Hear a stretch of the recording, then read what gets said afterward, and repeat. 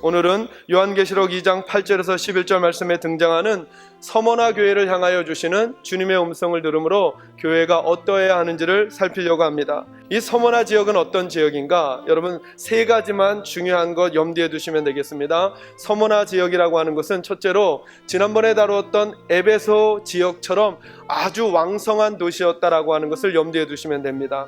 상업적으로도 그렇고 그리고 문화적으로도 그렇고 매우 왕성하고 활발했던 그리고 영향력이 있었던 도시가 서머나라고 하는 사실을 첫 번째로 기억해 놓으시고요. 지난번에 말씀을 드렸듯이 상업적으로 유력하고 그리고 활발한 도시는 문물만 왔다 갔다 하는 게 아니라 종교도 왔다 갔다 한다고 말씀을 드렸습니다. 그래서 서머나 지역은 황제 숭배와 우상 숭배가 아주 많았던 도시였습니다.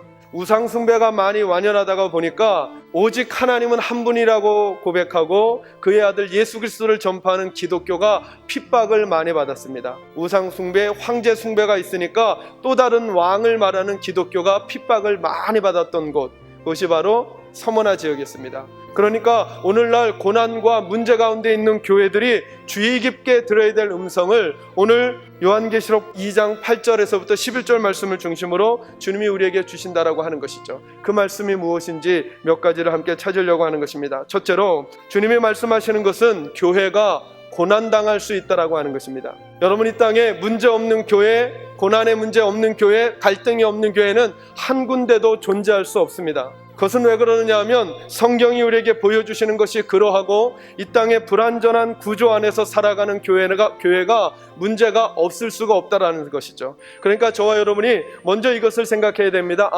교회가 문제가 있을 수 있구나, 고난이 있을 수 있구나, 이 사실만 알아도 훨씬 교회가 부드러워질 수도 있고 우리의 자세가 부드러워질 수 있습니다. 이처럼 행복한 주님의 교회는 고난이 없는 교회, 문제가 없는 교회가 아닙니다. 기억해 놓으십시오. 도리어 행복한 교회는 그런 고난과 문제가 다가왔을 때 어떻게 처리하고 반응하느냐에 따라 그때부터 좋은 교회가 될 수도 있고 좋지 않은 교회도 될 수 있다라고 하는 것입니다. 두 번째로, 그러므로 고난을 당하는 교회는 교회의 주인이신 주님께 집중해야 합니다. 2장 8절에 보니까 서머나 교회를 향하여 주님은 뭘 말씀해 주시느냐 하면 주님이 어떤 분인지를 설명해 주십니다. 2장 8절에 보니까 서머나 교회의 사자에게 편지하라, 처음이며 마지막이요 죽었다가 살아나신 이가 이르시되, 말씀하시는 분이 누구인지를 설명해 주시는데 그 예수님께서 처음이며 마지막이라고 하십니다. 이게 무슨 뜻일까요?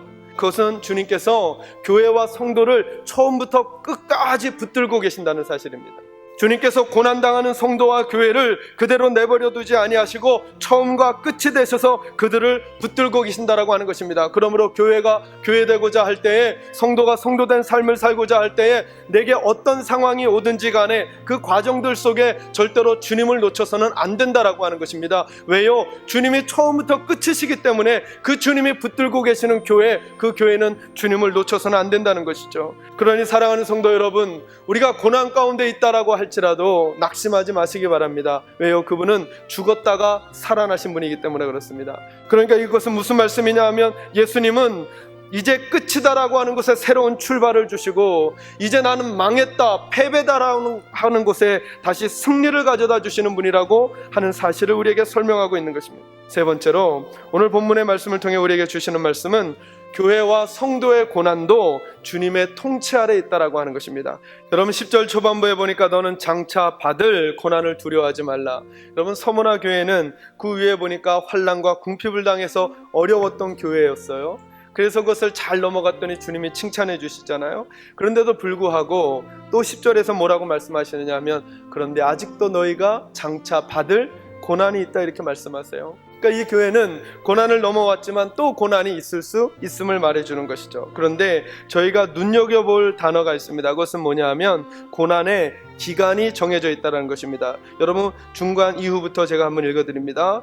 마귀가 장차 너희 가운데서 몇 사람을 옥에 던져 시험을 받게 하리니 너희가 며칠 동안이요 10일 동안 환난을 받으리라. 여러분 10일이라고 하는 숫자가 중요한 게 아니라 뭐에 주목해야 되느냐 하면 고난의 기간이 정해져 있다라고 하는 것입니다. 여러분 저와 여러분이 고난을 당하거나 문제를 당했을 때 그것을 견디기 힘든 이유가 무엇입니까? 기약이 없다고 느껴질 때, 이 고난이 언제 끝날지 모를 때, 우리 가정의 이 혼란함이 언제 정리가 될지 모를 때, 그때 힘이 들고 어려운 것입니다.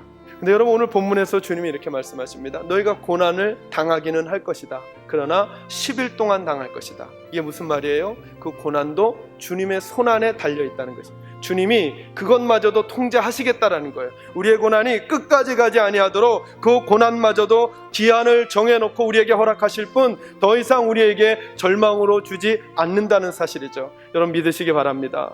여러분, 고난 가운데 혹시 있으십니까? 눈물 가운데 있으십니까? 그것이 영원한 것이 아니라 정해져 있는 시간임을 믿으시고, 그러므로 그날 이후에 우리에게 다가올 좋은 날을 바라보시면서 여러분, 소망과 용기를 잃지 마시기 바랍니다. 여러분, 서머나 교회는 만나게 될 고난과 환난이 많았습니다. 그러나 그들은 그 안에서도 포기하지 아니하고 하나님의 자녀다움 성실함으로 믿을 만한 성도, 믿을 만한 교회답게 하나님의 마음을 기쁘게 해드렸습니다. 여러분, 작은 일에 성실해 주시기 바랍니다. 남이 눈여겨보는 일이 아니지만 그 일에 성실해 주시기 바랍니다. 힘이 든 일에 성실해 주시기 바랍니다. 남들이 싫어하고 원하지 않는 일이지만 주님 앞에서 이 일이 중요하기 때문에 믿을 만한 사람의 자세를 가지고 교회를 섬길 수 있는 저와 여러분이 꼭 될 수 있기를 원합니다.